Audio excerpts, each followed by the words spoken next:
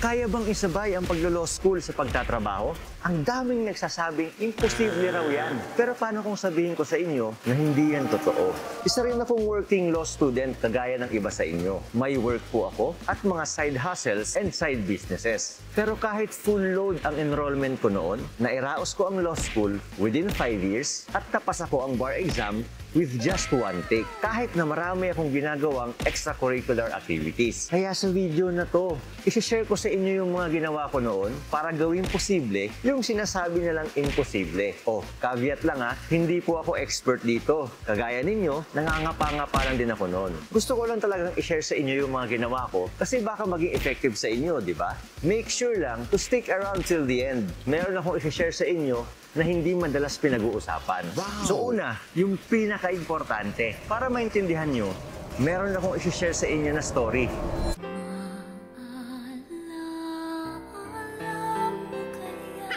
True story to ha. Meron akong dalawang kaibigan.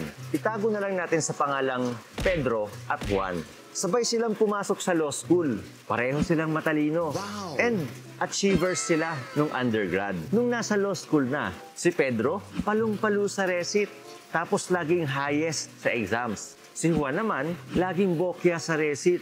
Tapos pasang-awa lang sa exams. Ano ang naging problema sa kanila? Kahit pareho naman silang matalino. Well, si Pedro, dahil nga palong-palo siya sa resit at laging highest sa exams, nakampante, yumabang, hindi na siya nag-aral. Si Juan naman, dahil laging pasang-awa, pinanghinaan ng loob.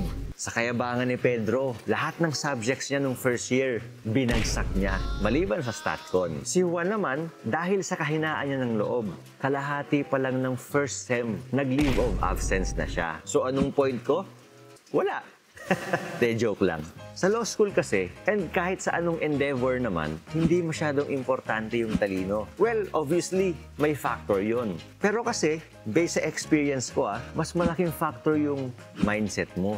Ano ba yung mindset mo as a person, as a student, and most especially as a working law student? Based sa experience ko yan ang pinaka-importanteng factor para ma-survive mo kung ano mang challenges ang kinakaharap mo. O may isa pa akong kakilala, cum laude siya sa UP.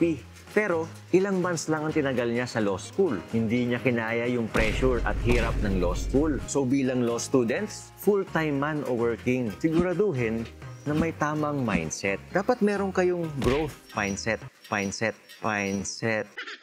Which means na dapat yung perspective or pananaw ninyo sa mga challenges para ma-improve kayo. Na kayang idaan sa sipag at tiyaga yung mga challenges. At ang bawat challenge ay opportunity for growth. Masakit man o mahirap yung pinagdadaanan. Also, always stay humble. Hindi porket maganda yung exam mo o maganda yung resit mo, papasa ka na sa law school. And your grade does not, by itself, automatically define what kind of lawyer you will be. Your actions and decisions will do so. Kaya nga, always stay humble, always choose to do good, at lagi mong balikan yung reason kung bakit mo talaga gustong maging abogado. So hulaan nyo, sino sa kanilang dalawa ang naging lawyer? Well, actually, pareho sila. At dahil yan, sa next tip ko. Ngayon, para mas maintindihan ninyo, balikan natin si Pedro at Juan. Imagine ninyo na wala silang classmates. Or kahit mga friends, wala silang friends. Paano kaya nila i-manage yung law school? Kaya nga dito papasok yung next tip ko. Ika nga, di ba? No man is an island. And life in law school is no different. Law school is difficult for you to handle on your own. Lalo na kung working law student ka. Kaya napaka-importante na meron kayong tamang support system, which means a group of people who can understand your challenges and endeavors para makatulong sa inyo in several ways, kagaya ng mga nakakausap nyo like classmates, friends, family, and even your significant other. Mahirap kasi yung kinikimkim mo lang lahat ng hirap sa law school. Minsan, kailangan mo rin kasi ng input ng third person para mas makita mo yung bigger picture. Saka, malalaman mo rin yung perspective nila sa pinagdadaanan mo. That way, kung ano mang ginagawa nilang effective, pwede mo rin subukan sa'yo. Baka effective rin. Kagaya ng ginagawa ko ngayon. Kasi maniwala kayo, mahirap pag umabot na kayo sa punto na kinakausap nyo na yung sarili ninyo. O, huwag niyong tanungin kung based yan sa personal experience ko kasi I will invoke my right to remain silent. Okay, so meron ka ng tamang mindset, tamang support system. Ano yung next? Tandaan ninyo na ang oras ay isang very limited resource, 24 hours in a day. Ngayon, paano mo naman i-maximize yan? Kasi kahit gano'ng kakagaling dumiskarte, kung hindi naman maayos ang schedule mo, wala ring kwenta, mahihirapan ka lang din. Ibig sabihin nito, kung working law student ka, dapat pasok yung schedule mo sa trabaho sa schedule mo sa law school and vice versa. May mga law school kasi na hindi working student friendly at merong din mga trabaho na hindi naman law school friendly. Kaya nga, i-consider mo yung schedule mo sa pareho. Dapat okay yung schedule mo sa work at nagja-jive siya sa schedule mo sa law school para may time ka pa sa ibang bagay. Kagaya ng rest and leisure. Kaya importante na meron kayong tamang schedule. Schedule sa work, schedule sa school, at schedule sa sarili. Pag maganda kasi yung schedule mo, para kang superhuman sa mata ng iba. Kasi ang dami mong nagagawa at ang dami mong na-achieve. Kahit working student ka, tapos naglo-law school ka pa. Kaya nga hindi ito mawawala sa work-life balance. At isa to sa mga diskarte ko noon. So meron ka ng tamang mindset, tamang support system, at tamang schedule. Ano na yung sunod? Para lang magka-context kayo. Ako personally, hindi ako naniniwala sa concept na studying hard. Mas nagsasubscribe ako sa idea na studying smart. Lahat ng diskarte para mapadali ang pag-aaral ko, ginagawa ko noon. So, paano? I-share ko lang sa inyo Isa sa mga tools na ginagamit ko noon, yung voice recorder sa cellphone natin. Every time na merong assigned codal provisions na pinapamemorize, lalo na yung VIP kung tawagin o yung very important provisions, ang ginagawa ko dyan, nire-record ko yung sarili ko habang binabasa ko yun out loud. Tapos, sa downtime ko, kaya wala ako stable para mag-aral, pinapakinggan ko yun habang gumagawa ng ibang bagay. Kunwari, nagda-drive, nag-workout, naliligo, o kaya bago matulog, pinapakinggan ko yun. That way, hindi nasasayang yung oras ko. At kahit papano, may na-absorb yung utak ko.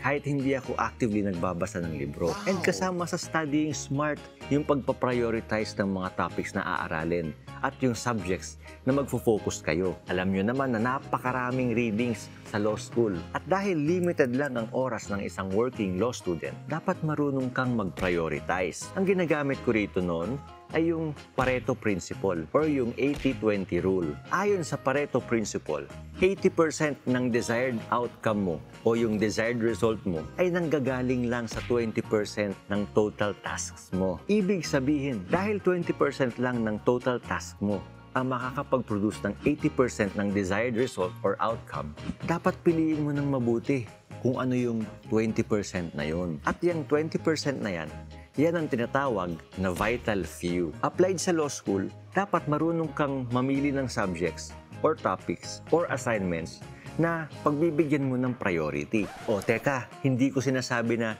20% lang ng assignment mo ang aaralin mo Mali yun. Hindi yung pwede. Mayayari ka dyan. Para mas maintindihan nyo, ang ginagawa ko nun, sa first reading ko, pinapasadaan ko lahat. Then, sa second reading ko, magfo-focus ako doon sa 20% ng readings na alam kong napakabigat at napaka-importante. Pagdating sa mga subjects naman, nagfo-focus ako doon sa mga subjects na talagang mabibigat kasi may kakilala ako Hindi ko napapangalanan. Ang ginagawa niya, sobrang tindi ng focus niya sa legal research. Meron siyang crim law, meron siyang persons, meron siyang conspi, di ba? Imbis na yung focus niya, yung energy niya, yung attention niya, nilaan niya sa mga mabibigat na subjects, nilalagay pa niya sa legal research. O di ba? Sayang, kaya napaka-importante na study smart. Pero kasi, kahit anong gawin natin, minsan, olats talaga Dito papasok yung next tip ko, which is isa sa mga pinaka-importanteng secret na ginagawa ko noon. Para mas ma-visualize nyo, isipin nyo yung sarili ninyo na isang balloon. Habang dumadami yung workload mo, habang dumadami yung concern mo, lumulobo ka. Darating sa point na maaabot mo yung breaking point mo, tapos sasabog ka na lang. Ganyan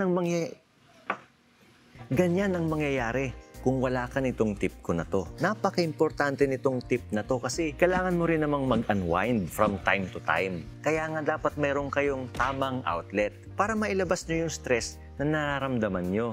Ngayon, paano ba yung sinasabi na tamang outlet? Siyempre, pag constructive siya at hindi destructive. Ibig sabihin, it should enrich your life, not take away from it. So, kung ang outlet mo ay pag-inom, well, wala namang masama dun eh. Ang problema kasi dyan, baka masanay ka. Baka maging dependent ka sa alcohol. Para sa akin mas maganda na ang outlet mo ay sports and fitness. Para yung sama ng loob mo, nalalabas mo sa bawat suntok, sa bawat rep, at sa bawat lap na ginagawa mo. Sa kung anumang sport na pinili mo. Kung hindi man sport or physical activity, pwede rin naman music, food, kahit nga Netflix and chill.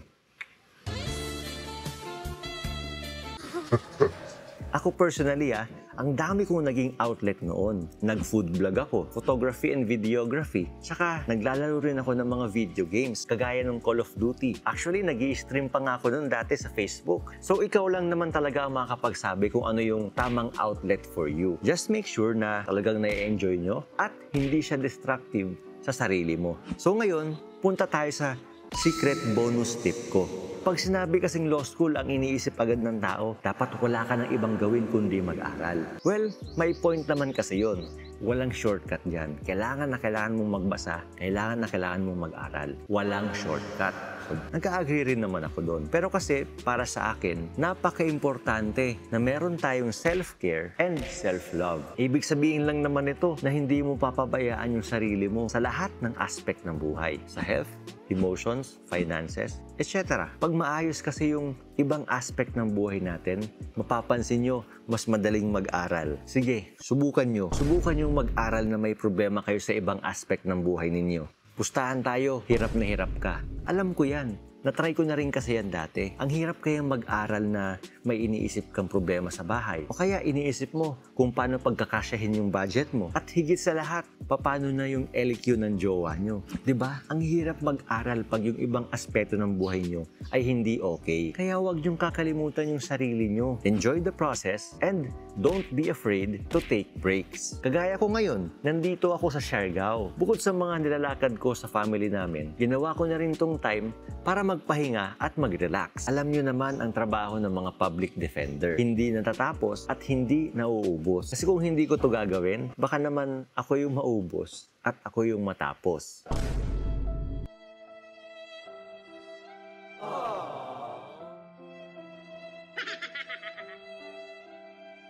Oh, out sudon.